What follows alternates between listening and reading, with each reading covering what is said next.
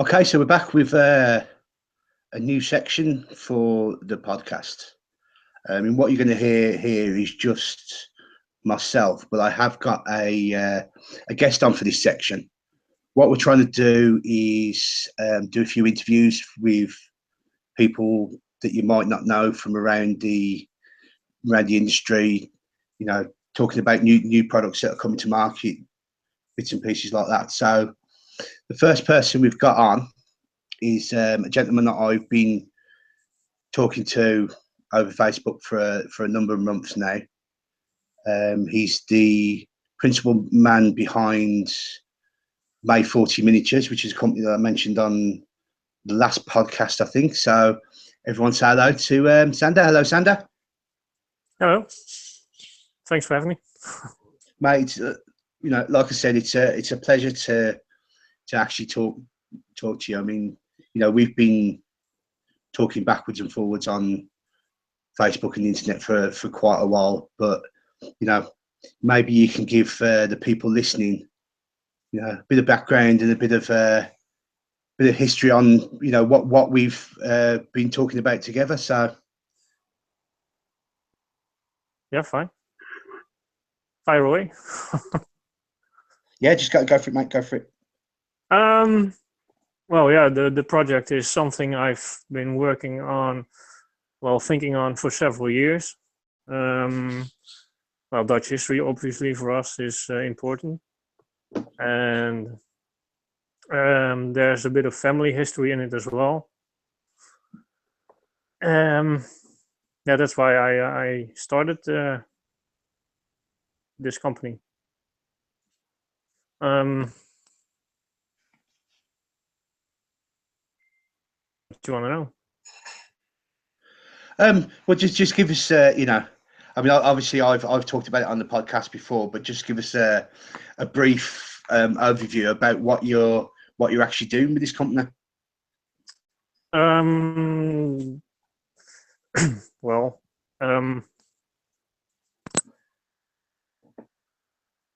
this is hard. Sorry. No, it's fine. It's fine. Well, you're falling away too, so. Are you still there? Yes, I'm still here. I'm still here, yes. You know, you losing it, or? Yeah, you were gone. Yeah, I'm still here, mate. I'm still here. I haven't gone.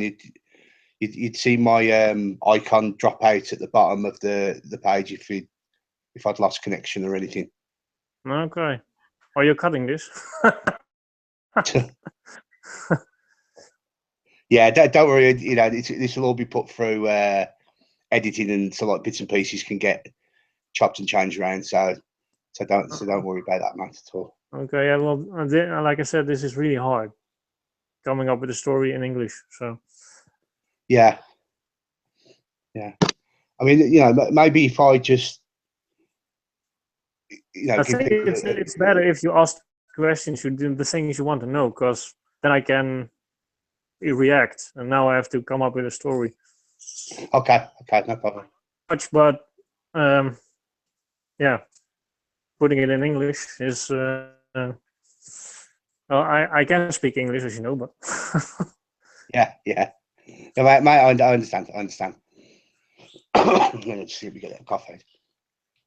So just to give people an overview, which is what you're doing, is you've actually taken it as a point that you're going to produce a range of World War II miniatures. Could you just tell us a bit about the range that you're producing? Yeah, the range. Well, I hope if it takes off, will actually be the entire Dutch army from 1940.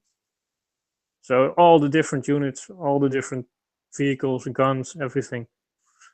That's the target, and that will take a couple of years. Yeah, I can imagine, because I've been following obviously the progress reports that you've been putting up on the internet through your Facebook page, and to everyone listening, we are going to put links to all these pages when we publish this interview. So, like I say, I've been seeing the progress from day one, from where you've started to where you are now, and it's just been a real privilege to be able to watch the process go through, because I never really had an idea of the stages that goes into producing the line. I mean, is this the first time you've ever been involved in this process, or have you done anything like this before? Not like this. I've done some other stuff, but that was just for private. Well, converting plastics and stuff. Nothing really to bring to market. So okay, so yeah. The thing is, I wanted the Dutch Army for bolt action. I've only played bolt action, if you can say played, for something like a year now. And I wanted to do the Dutch, and I couldn't find any. So yeah, something had to be done about that. Oh yeah, of course, yeah. I mean, because we've had those conversations going backwards and forwards about about what your feelings were for the Dutch lists that appear in the army books. Yeah. So I know your feelings on them, but Yeah. maybe just highlight that for people that are listening. Maybe what your thoughts are on about those. The army lists I've seen from different rule sets are, how to put it, okay for wargaming. Them are not historically accurate, and that's something I really want to do. I know it's still a game, and some concessions have to be made, but I'm a reenactor, and I hope people know what it is. So we try to do everything as accurate as possible, and that's what I want to do in the miniatures as well. No chunky miniatures, but trying to do them as accurately as possible. A bit more, yeah, what the scale, the 28mm allows for. So no heads that are too big, no hands that are too big. Trying to get them, well, accurate. Yeah, and I because think obviously I've been lucky that I found Michael, which was by chance, and he has the same mindset about it. So that kind of works okay. Yeah, that's the next point I was going to pick up on these. About who you've obviously you're the driving force and the the imagination behind it and all the rest of it, but who actually you've got on board to help with the process. And Michael was one of the gentlemen that I'd hope you talk about. So could you maybe give us a bit of background on Michael himself and why you chose him for this project? Michael already did the SHQ range 20 years ago. And I didn't know that when I contacted him.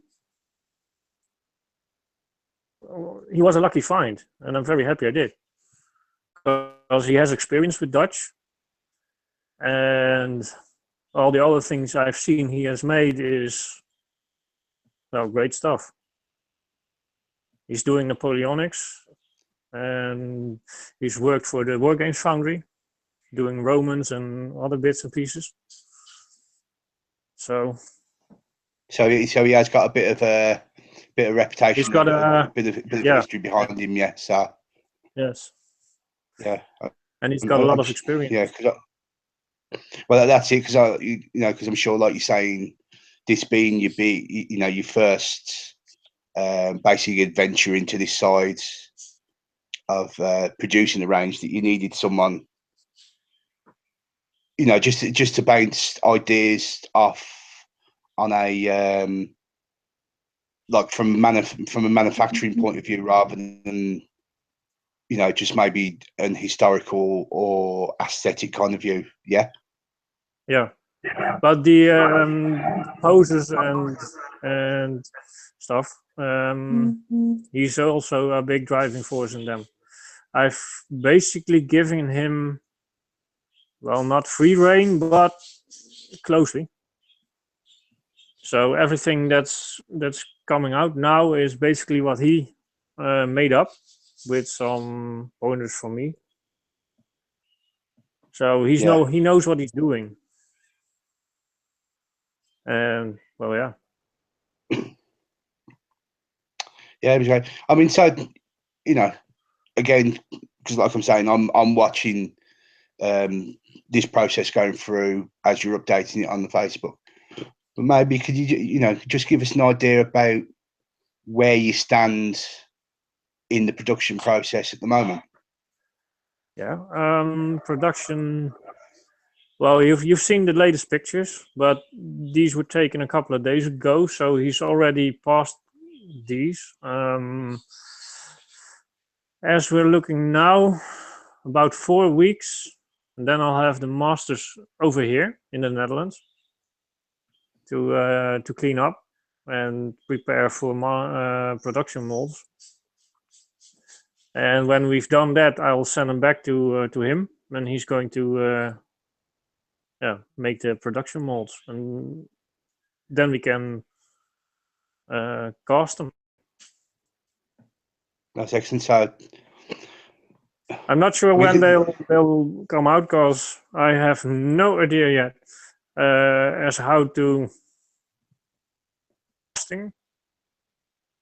I'm still sourcing packaging and all the other stuff.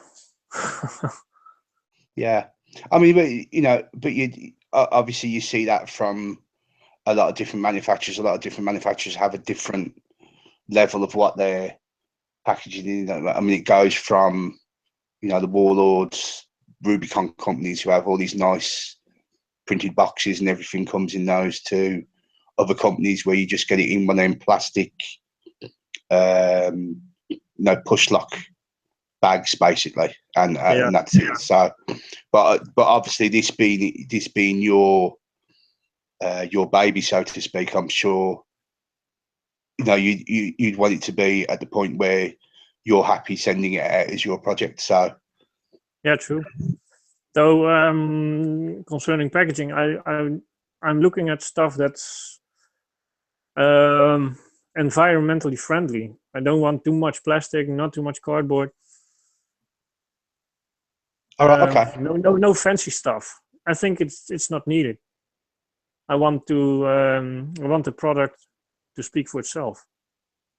Yeah, And that's not me being cocky or anything, but I don't think it's really necessary to have a fancy box or something. People, well, I do. I get the minis out of the box, I throw the box away, and that's it. Yeah, I completely understand. Yeah. But maybe that'll change. I'm not sure. Maybe people want a fancy box. Well, that's it. I mean, So yeah, because obviously anything like that is obviously going to add a cost yep. to what you can deliver these figures for. So if you're wanting to be the most competitive, and well, not competitive is the wrong word. Maybe to bring your product to market at a value to the customer, then maybe having all these bells and whistles attached to it is maybe not where you want to be with that. You understand what I'm saying? Yeah, I do. that's kind of the thing. It's a project also born out of me wanting to have a Dutch army, and I've been wargaming for well more than 20 years now. And if I have to count all the boxes and other packaging I've thrown away, crazy. Yeah, yeah, yeah. I can definitely imagine where that's So I'm looking at that, and as I'm probably shipping from here to wherever people want them, like Australia or New Zealand, it might be better to put everything in one box with padding or stuff instead of sending a really big box with all separate boxes. yeah. That's just me thinking out loud. Yeah, no. I mean, it's nice to, like I say, a lot of people don't know these processes that people have to think about when they're trying to do what you're doing. So it's nice to get get to know the considerations you want to make. So that's good. I mean, so range wise at the moment, what you're looking at the moment? At the moment, it's just infantry. Some 30 plus miniatures, all different. You can basically make a rifle squad or a light machine gun squad. There will be a heavy machine gun, a Schwarzlose, with crew, mortar, 2 NCOs, an officer, a field telephone guy, and a helper with a wheel of stretcher bearers, a medic, all the basic stuff you need for let's say bolt action or something. Yeah. I mean, is it pretty much the choices you've made for the range you're bringing out? Is it pretty much geared towards bolt action, or have you looked at like the other rule sets that are around for World War II gaming? Yeah, I've looked at other rule sets, but basically the miniatures can be used for almost all the rule sets. I still have to look at how to put the sets together, but basically I think each rule set has a 10-man squad as basic infantry and support weapons. Yeah. And if a rule set has something different, you can mix and match. Yeah, that's yeah. I wanted to cover all the options that we had in the Dutch army. So we did have wireless radios, but at the time the batteries were dead and there were no replacements. So, well, we didn't use them when the Germans attacked. Yeah, so that's why we've made an old-fashioned field telephone. Yeah. Okay. Rules you can still use them as a communication. Yeah, because obviously in the game, all they are is a representation. They're not actually. Yeah. Yeah. I mean, Same thing we talked about the Dutch sniper in the bolt action book. Oh yes, yeah. Well, we didn't have snipers. We didn't even have scopes. They were tested, but they were not. They didn't work with the Hembrug, the Dutch rifle. So we didn't have any. But you can take a basic rifleman and say, "This is my sniper." Yeah, I mean, just to give people listening, this is, one of the sort of the funny things that me and Xander have done between ourselves is when I've been talking back about taking the Dutch list that I run to certain games and all the rest of it. Eventually got to a point where I wasn't calling the sniper that I took in the list a sniper. I was addressing him as a marksman, wasn't I? Yeah, because most of the Dutch units were well, very well trained in shooting. So many guys were marksmen and had some sign on their uniform saying they were marksmen. And that's not just for rifle, but also for carbine, for pistol. But yeah, so we had some pretty good shots. And a lot of. Yeah. And that's not bragging because, well, it's true. Yeah, exactly. I mean, that's where, you know, that's pretty much one of the things that's like brought us together, talking to each other. It's about finding that, you know, I mean, because when I started putting the Dutch Army together, a lot of the history that you've, you know, given me over the months has, you know, it's been invaluable in, you know, a lot of areas, enhancing my game, enhancing the, you know, the themes I put behind the list, enhancing the choices that I've made. So, you know, again, to all the people listening, you've done pretty well with the list. Yeah, I think it's about an 80% win and draw at the moment. Yeah. So, you know, I mean, that probably sounds a bit more, you know, a bit over the top, but, you know, maybe it's like 10, 15 games maybe with the list as it stands at the moment. So hopefully, you know, if I've got that average, then, you know, I'd like, if I can keep it there, I'd be more than happy. But just have to wait and see. Yeah. Well, you've kept my boy alive, so. Yeah.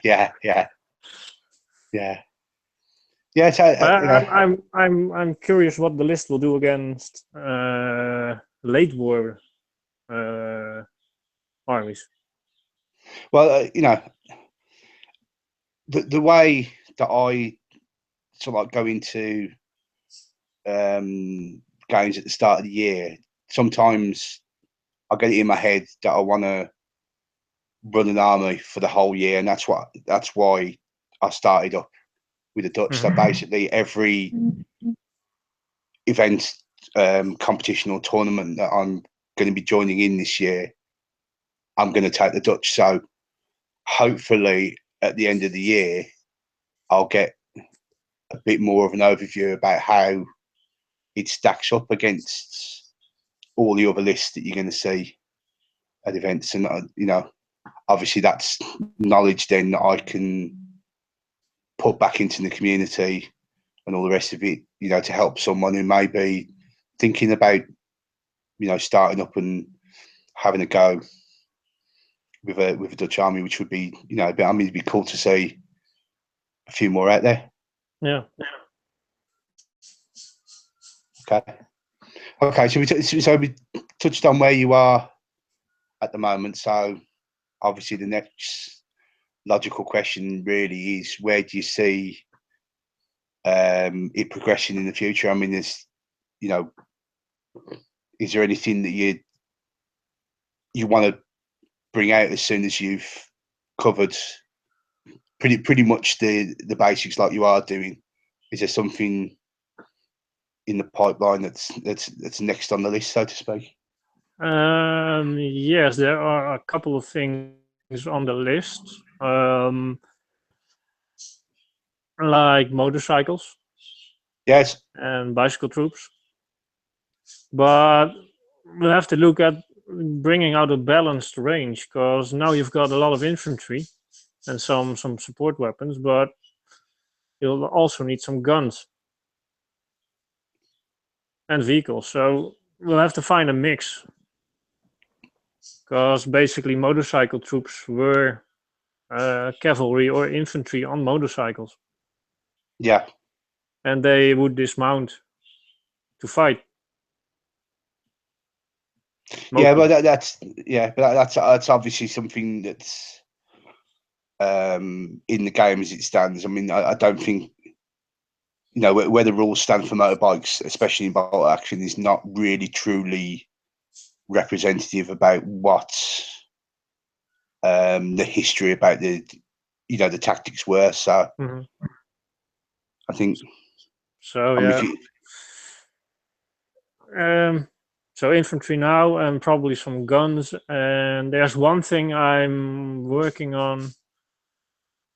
Well, it just has to be done. Everything has to be done, but it has to be done as soon as possible, and that's an armored car. yeah, You yeah. know So the obviously saying that, obviously you're looking at the Landsverk, aren't you? yeah, and just one at the moment. We had two variants, so well, one will suffice for now. But it looks like a really simple armored car. I've been to one. I've seen one up close. I've been all over it, touching it, climbing over it, measuring stuff. Um, it's not a simple model. It has really weird angles. So yeah, it will take some time to make it. Yeah, yeah, sure. Because sometimes when you do look at some of the armored vehicles that we're about, it is pretty much it's an armored box on wheels. Yeah, So I understand, knowing what the shape is, yeah. and all the rest of it, and having looked at it myself, I can, I understand where It's almost doesn't have any straight angles. Everything comes together at an angle. yeah. I mean, And I then don't there's know. the wheel covers and the turret is round, so it's yeah. Well, it Yeah, I was don't know. actually one of the best armored cars at the time. Yeah, I can imagine. Yeah, because I mean, you We do only had see. we had a few of them, Yeah, only I mean, 26. yeah. I mean, you do see the photos of, all through that period, whether it was, the invasion of the Netherlands, invasion of France, invasion of Mhm. Belgium, invasion of Norway, that the German troops were capturing these vehicles and using them Yeah. for Well, themselves. So true. The Landswerk was used up until the end of the war. yeah, They've recovered wrecks in Russia and stuff, or all right, okay, near about Russia. Totally destroyed, but yeah. yeah. The I mean, Germans did replace the wheels at one point because we had them with solid rubber wheels, and they put on air yeah, tires. okay. So and I the mean, because armament was well, it could basically shoot or destroy any German armored car they had. Because yeah, I believe the German armor was not really sure, but something like 9 millimeters for the yeah, armored cars, and the gun on the Landswerk was actually too heavy for the armored car. But yeah, well, we still put it on, but it could shoot straight through a German armored car. okay, okay. I didn't. Which is Yeah, I don't. I mean, I didn't know that it was that as a powerful weapon for the time yeah. as it was. I can understand now why it was seconded No, it was seconded a into use. 37 millimeter gun. So Yeah, yeah. Oh, that's cool. That's cool. That's a cool bit of knowledge that I didn't know before. So thank you for that. oh Yeah, yeah, and awesome. yeah, well, we'll see what comes next. Marines are on the list. The police troops are on the list. basically all infantry figures, but just slightly different. Yeah, I mean, this is again, this is something going back to the list that as it appears in the rule books, and the point you made right at the start is, the lists that are produced are not historically accurate. No. And I just think it's really cool that somebody with the knowledge and with the passion for the subject has actually taken it upon themselves to do something about it. So, all I can say is kudos to you, and well done. And I can't wait to see the project in the final stages. So, Yeah, me too. yeah, I bet. No, it's kind of hard on me because I'm here in the Netherlands. I'm just waiting for new pictures and new stuff. Michael is working hard, but I can't jump over and have a look and go home again. Yeah, I That's understand. tough. Yeah. Yeah. I understand. I understand whether sometimes whether I wish I could be. Yeah, I wish I could be more a part of the the building process. Yeah. Okay, so But who knows? Michael, Michael, if you're listening, Sanders saying you're doing a good job, but you need to hurry up. That's what we're saying, isn't it? Yeah. Oh, he knows. He knows. Yeah, I'm sure. I mean, I've spoken to Michael as well, and he's, a very cool gentleman. So, I'm sure he understands your passion for it. So, I'm sure he's doing all he can for you. So, yeah, he is. Yeah, and that's the thing. He loves the project too, the subject as well. So that well, only yeah, helps. of course, yeah, of course, because to have someone invest in the amount of time that they have to, if it's not something that's it's going to have their interests at heart, it's not something that they'll give 100% to at the end of the day. So it's No, nice to it's know. just a job. They will do the job, but if you're passionate about something, you'll do a better job. Yeah, definitely. Well, yeah, I mean, great stuff. Thanks for coming on and talking to us, mate. Thanks for giving us a bit of a